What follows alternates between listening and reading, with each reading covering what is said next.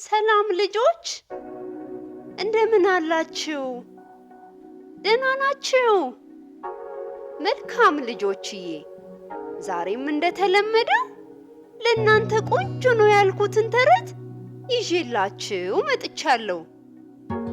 ለቻናሉ አዲስ ከሆናችሁ ሰብስክራይብ ማድረግና ላይክ ማድረግ እንዳትረሱ። ተረት ከዕለታት አንድ ቀን ታልውድ በሚባል መንደር ውስጥ ጆሪ የሚባል በጣም ረጅም ቀጭኔ ይኖር ነበረ። ጆሪ በጣም ረጅም ስለሆነ በሰማይ ላይ የሚበሩትን ወፎች በቅርበት ሆኖ ማናገር አይከብደውም። ከልጅነቱ ጀምሮ ረጅም መሆን ይመኝ ነበር። እንደ ምኞቱም ረጅም ሆኖ አደገ። ነገር ግን ቁመቱ አንዳንድ ጊዜ ችግር ይፈጥርበታል። ምግብ ለመመገብ ሲፈልግና የዛፍ ቅርንጫፎች ውስጥ ጭንቅላቱ ከገባ ለመውጣት በጣም ይቸግረዋል። ብዙ የዱር እንስሳት ያደንቁታል። ታድሎ ጆሪ በጣም ረጅም ነው፣ የፈለገውን ነገር መንካት ይችላል፣ ጨረቃን እንኳን መንካት ቢፈልግ መንካት ይችላል እያሉ በጣም ያደንቁታል።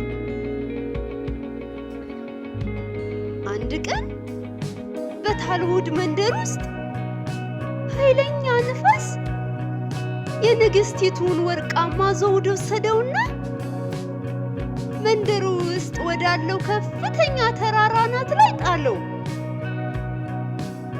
የመንደሩ የዱር እንስሳት የንግስቲቱን ዘውድ ከተራራው ላይ ለማውረድ ቢሞክሩ ማውረድ አልቻሉም። ዝንጀሮዎች ቢዘሉ፣ ንስሮች በአየር ላይ ቢበሩ፣ ዝሆኖችም መጡ።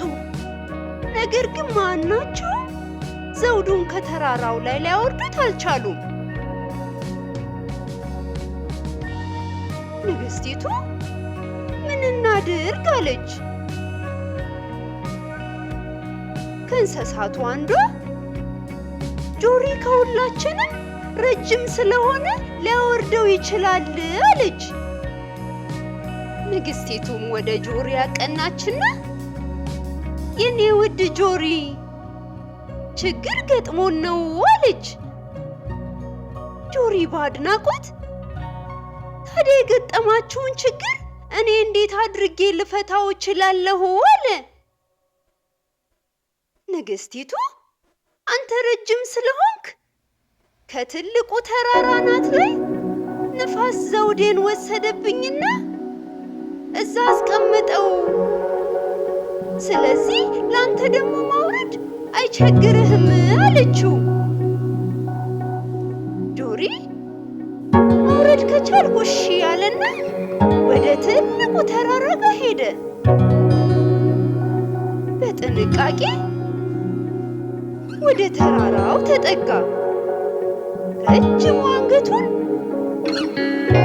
አረዘመና ዘውዱን በጭንቅላቱ ላይ አደረገ።